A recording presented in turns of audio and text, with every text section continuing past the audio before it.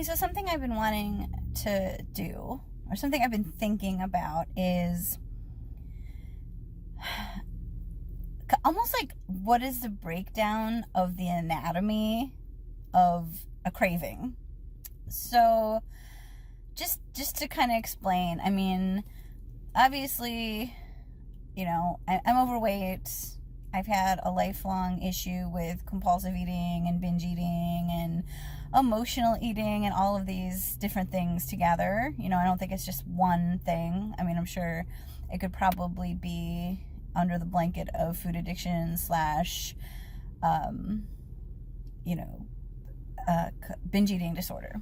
So what's been getting to me is like, whether or not you should eat. I mean, we all do. Whether we are at a perfectly healthy weight, or if we are my weight, or if we're twice my weight, is that if you really stop and think before eating, it's pretty clear whether you should or should not. Maybe not the specifics of the chemistry and the macros and things like that of what you're eating, but just on that gut level, we know.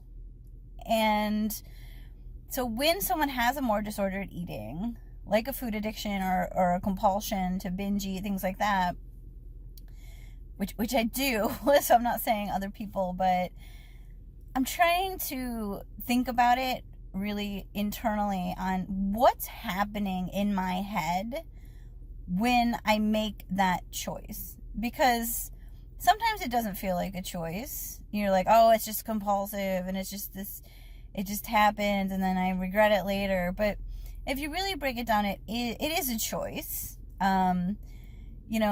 It's when you make that choice, a lot of times you're coasting by on like your basic gut levels of things. But especially if it's a time when you're being more conscious about it, like when you've been doing well and losing weight, and then those urges creep up, and those urges still seem to happen. And I think as long as they are sometimes fed, like those urges end up in you actually, giving in, they're going to keep coming, up. I think over long periods of time, they may subdue, although I think there's still always going to be an underlying pattern for that. Like somewhere deep, hardwire coded in your brain, once you have an addiction, it's there, and I'm sure we've all heard this before: once an addict, always an addict. It doesn't matter if you've been sober for 10 years, you're an alcoholic, that type of mentality. And I absolutely think that's true. So what I've been wanting to do, and I've been thinking about this for a while, I've written about it in my journal, but I haven't quite started yet. But I think now's the time, because I have to go past willpower and get into the mechanics of what's happening in my brain. And so what I was thinking was, what if for the period of, starting with a day, but I think ideally over a week or even a month, of every time I have that compulsion to eat something that I know I'm not supposed to choose the junk over the good food sitting right in front of me, to mindlessly eat crap while I'm watching TV or something late at night, to swing through a drive-thru while I'm out, even though I'm not hungry. All of those thoughts that are part of that addiction mentality and that compulsion, and just agree to myself not to give in to those for, even just, it's going to be a finite period of time, but obviously the goal is long term. And when it happens, when at all possible, to log it, and not just log it, but to, in the moment, capture what is going on in my head at this time.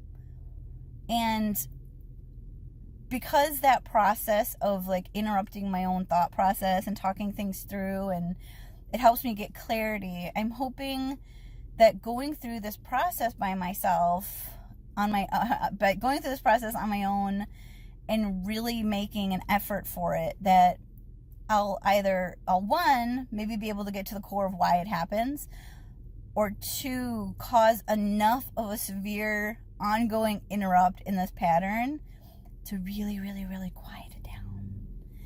Like I said, it's probably always going to be there, but if I could do this over the course of, say a month, and I'm kind of curious to see the timing on it, like, as long as I continue to say no and capture the moment and to thought process it when it happens in a very conscious way, will the frequency of that die down? Now, I am going to do this, and I plan on starting like immediately. Right now it's Sunday afternoon. I haven't given in to anything earlier today. I did have a couple of thoughts about it, but I hadn't quite started this yet, so we'll have to go with that. But all I've had so far is a Soylent shake and my coffee, so I'm good on that for today. So I am starting on a clean day, and I just want to start capturing that. And like I said, where I was headed was, over that month, is it going to happen, once an hour for the first day, for the first week? How often is that going to happen? And over time, will that get less and less and less and less and less as we strengthen that interrupt pattern and continue to try to short out that impulse that's happening in my head? So that's what I'm going to do. And, just for the sake of logistics here, I am well aware that, especially when I'm having very disordered thinking, like right now, where, I have this compulsion many times a day, I realize that not every time I'm going to be able to stop and make a video. So the goal here is just log it somehow. As many times as possible, try to do it on video. If you can't do that, at least, write it down. And if not that, at least text it to myself. Do something to track it. And then to keep track of how often this is happening, I think I'll make a spread in my bullet journal for like a week to kind of track it this way, or maybe a month. Like I said, I got to figure out time frame. I'm going to sneeze. But, excuse me. Okay, excuse me. I had a surprise sneeze happen right there, and I didn't want to stop the whole thing. So,